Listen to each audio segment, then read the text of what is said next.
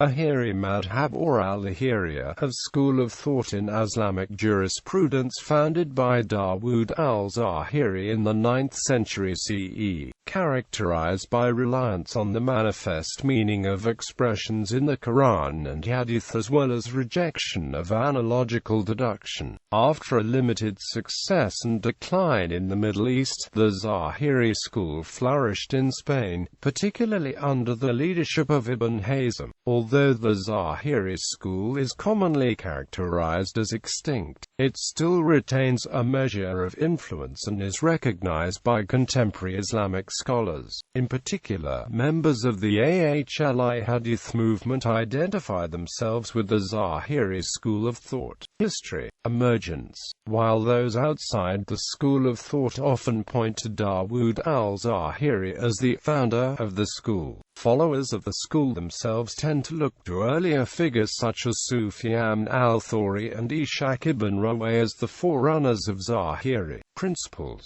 Al-Qur'an University professor Abdulaziz al-Harbi has argued that the first generation of Muslims followed the school's methods and therefore it can be called the school of the first generation. The Ẓāhirī school was initially called the Dawudi school after Dawud al-Zahiri himself and attracted many adherents, although they felt free to criticize his views, in line with the school's rejection of taqlid. By the end of the 10th century, members of the madhhab were appointed as qadis in Baghdad, Shiraz, Isfahan, Firozabad, Ramla, Damascus, Fustat, Bukhara. Westward expansion. Parallel to the school's development in the East, Ẓāhirī ideas were introduced to North Africa by theologians of the Maliki school who were engaged in lively debates with the Hanafi school, and to the Iberian Peninsula by one of Dawud al-Zahiri's direct students. Unlike Abbasid lands, where the Ẓāhirī school developed in parallel and in opposition to other madhabs, in the West it only had to contend with its Maliki counterpart, which enjoyed official support of the Umayyad rulers. An increasing number of Ẓāhirī scholars appeared starting from the late 9th century CE in different parts of the Iberian Peninsula, though none of the works have survived. It was not until the rise of the Almohads that the Ẓāhirī school enjoyed official state sponsorship. While not all of the Almohad political leaders were Ẓāhirīs, a large plurality of them were not only adherents but were well-versed theologians in their own right. Additionally, all Almohad leaders, both the religiously learned and the laymen, were extremely hostile toward the Malikis, giving the Ẓāhirīs and in a few cases the Shafi'is free rein to author works and run the judiciary. In the late 12th century, any religious material written by non-Ẓāhirīs was at first banned and later burned in the empire under the Almohad reforms. Decline. The Ẓāhirī school enjoyed its widest expansion and prestige in the 4th Islamic century, especially through the works of Ibn al-Mughlis, but in the 5th century it lost ground to the Hanbalite school. Even after the Ẓāhirī school became extinct in Baghdad, it continued to have some followers in Shiraz. Ẓāhirīsm maintained its prestige in Syria until 788 AH and had an even longer and deeper impact in Egypt. In the 14th century CE, the Ẓāhirī revolt marked both a brief rekindling of interest in the school's ideas as well as affirmation of its status as a non-mainstream ideology. Al-Mahalla, a medieval manual on Ẓāhirī jurisprudence, served in part as inspiration for the revolt and is a primary source of the school's positions. However, soon afterwards the school ceased to function and in the 14th century Ibn Khaldun considered it to be extinct. With the Reconquista and the loss of Iberia to Christian rule, most works of Ẓāhirī law and legal theory were lost as well, with the school only being carried on by individual scholars, once again on the periphery. al-Halak has argued that the rejection of key use in Ẓāhirī methodology led to exclusion of the school from the Sunni juridical consensus and, ultimately, its extinction in the pre-modern era. Christopher Melchett suggests that the association of the Ẓāhirī school with Mutazilite theology, its difficulty in attracting the right patronage, and its reliance on outmoded methods of teaching have all contributed to its decline. Modern history. In the modern era, the Ẓāhirī school has been described as somewhat influential, though not formally operating today. While the school does not comprise a majority of any part of the Muslim world, there are communities of Ẓāhirīs in existence, usually due to the presence of Ẓāhirī scholars of Islamic law. In particular, adherents of the modern-day Ahl-i Hadith movement have self-consciously emulated the ideas of the Ẓāhirī school and identified themselves with it. Modernist revival of the general critique by Ibn Hazm, the school's most prominent representative of Islamic legal theory among Muslim academics, has seen several key moments in recent Arab intellectual history, including Ahmad Shakir's republishing of al-Mahalla, Muhammad Abu Zahra's biography of Ibn Hazm, and the republishing of archived epistles on Ẓāhirī legal theory by Sayyidi al-Afghani in 1960 and Hassan Abbas between 1980 and 1983. In 2004, the Amman message recognized the Ẓāhirī school as legitimate, although it did not include it among Sunni madhhabs, and the school also received recognition from Sudan's former Islamist Prime Minister, Sadiq al-Mahdi. The literalist school of thought represented by the Ẓāhirī madhhab remains prominent among many scholars and laymen associated with the Salafi movement, and traces of it can be found in the modern-day Wahhabi movement. Principles. Of the utmost importance to the school is an underlying principle attributed to the founder Dawud that the validity of religious issues is only upheld by certainty, and that speculation cannot lead to the truth.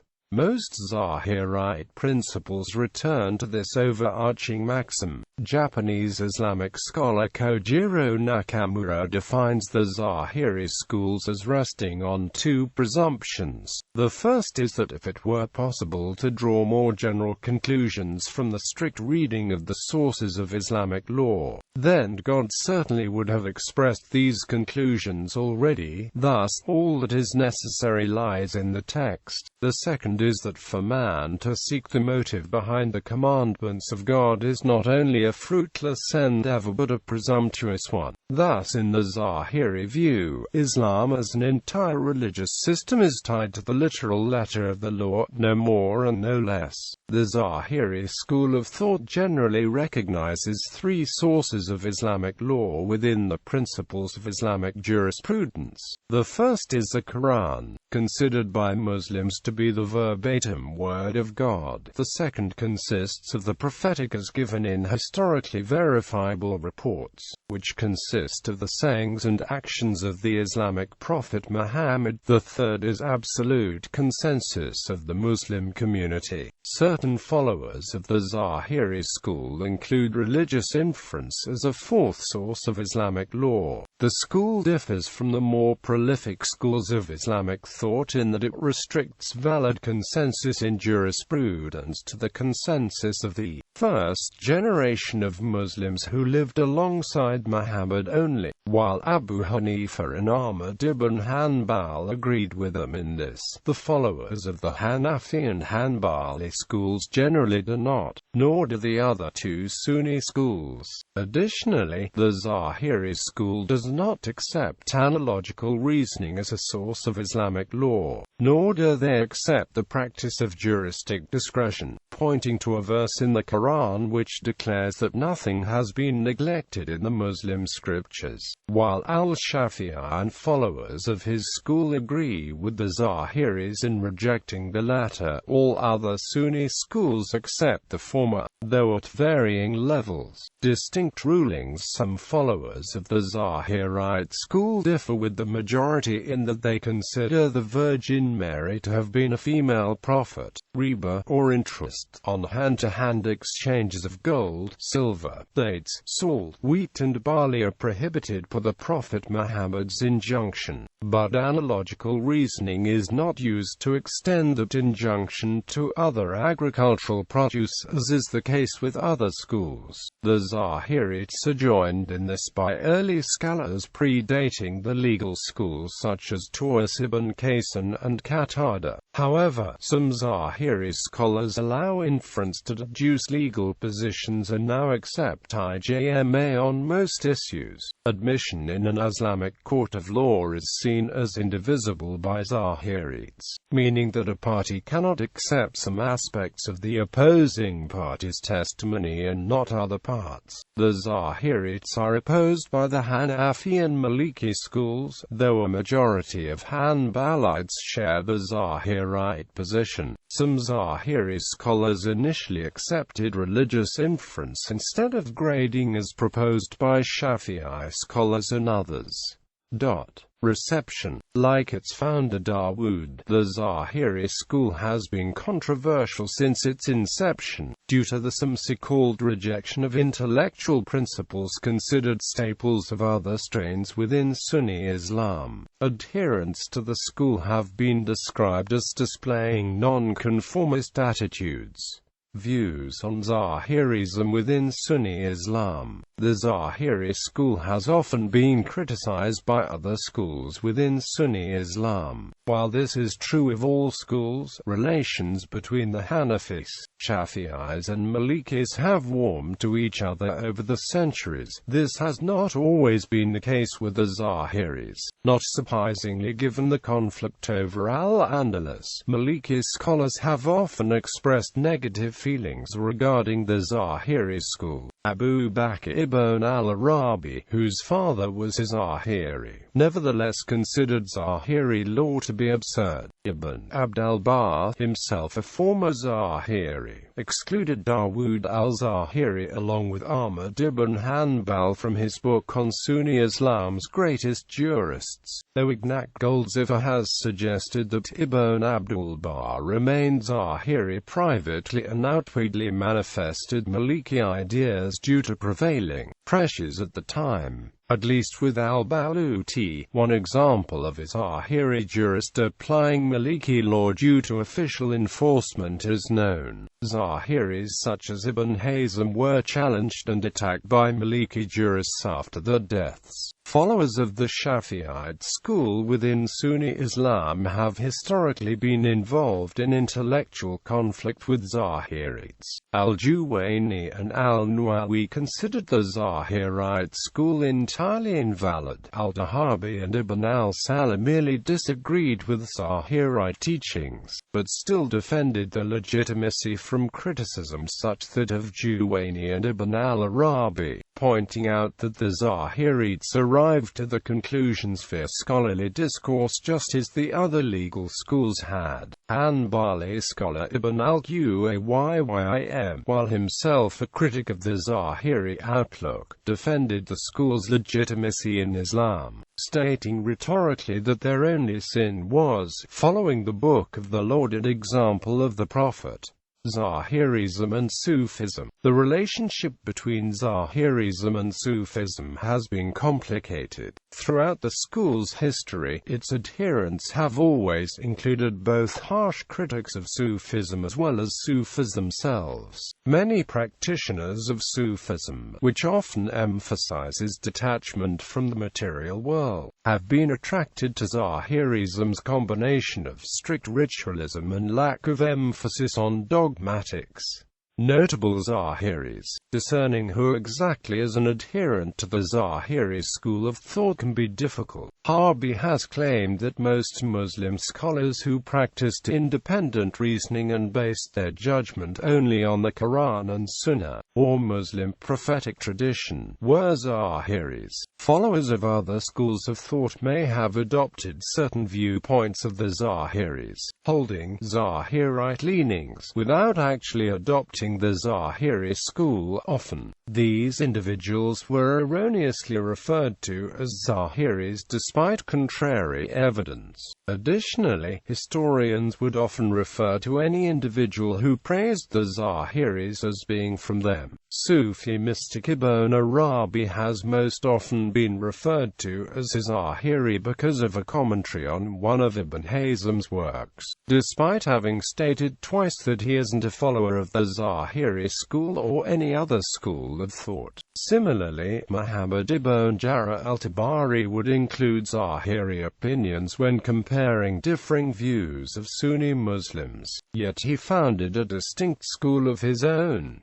The case of Muslim figures who have mixed between different schools have proven to be more problematic. Muhammad Nasiruddin al-Albani, for example, referred to himself as a Ẓāhirī when pressed on the matter, though he is generally acknowledged not to have adhered to any specific school. When Ibn Hazm listed the most important leaders of the school, he listed known Ẓāhirīts Abdullah bin Kashim al-Baluti, Ibn al-Mughlis, al-Dabaji and Ruwaym, but then also mentioned Abu Bakr al-Khalil, who despite his Ẓāhirite leanings is almost universally recognized as a Hanbalite. Followers of the Ẓāhirī school, Abd Allah al-Qazi, responsible for spreading the school in Spain. Muhammad bin Dawud al-Zahiri, son of the school's namesake.